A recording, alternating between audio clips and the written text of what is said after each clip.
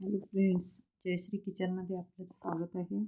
आणि आज मी 1K black forest cake बनवत आहे. पण डेकोरेशन आहे ते कस्टमाइज आहे. ब्लॅक फॉरेस्ट असल्यामुळे मी काही चॉकलेट वगैरे किसून लावलेला नाही.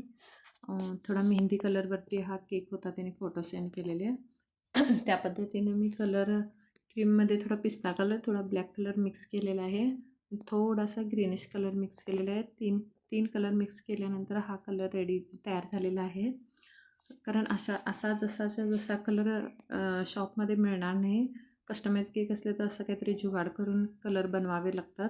त्यासाठी मी 3 कलर यूज करून अशा पद्धतीनं हा कलर रेडी केलेला आहे. पिस्ता कलर, ब्लॅक कलर आणि थोडा ग्रीन कलर मिक्स करून असा कलर बनवलेला आहे. त्यानंतर मी फिनिशिंग करत आहे पॅलेटने, पण प्लेन स्क्रॅपर यूज करून अशा पद्धतीनं. आणि हा पूर्ण केक क्रमकोट करून फ्रीजमध्ये ठेवून 1-2 तासानंतर मी फिनिशिंग करायला घेतलेलं आहे. त्यानंतर मी अशा प्रकारे बास्केट नोझल म्हणतात त्याला, बास्केट नोझल यूज करून अशा पद्धतीनं डिझाईन बनवत आहे.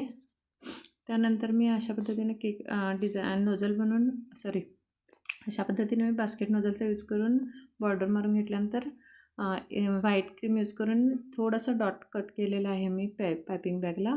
त्याच्याने अशा प्रकारे मी फुलं काढत आहे व्हाईट कलरमध्ये. त्यानंतर थोडा त्यावरती येलो कलरसुद्धा मी पॉईंट काढत आहे, कारण फ्लावरसारखे उठून दिसेल ते. त्यानंतर थोडं खालती तशाच पद्धतीनं वरती जसं आहे त्याच पद्धतीनं मी सेम टू सेम पद्धतीनं खालीसुद्धा मी बॉर्डर मारून घेतलेले आहे त्याच नोझलने. आणि तिथंसुद्धा वरती जसे फ्लावर्स काढलेले सेम तसेच काढलेले आहेत.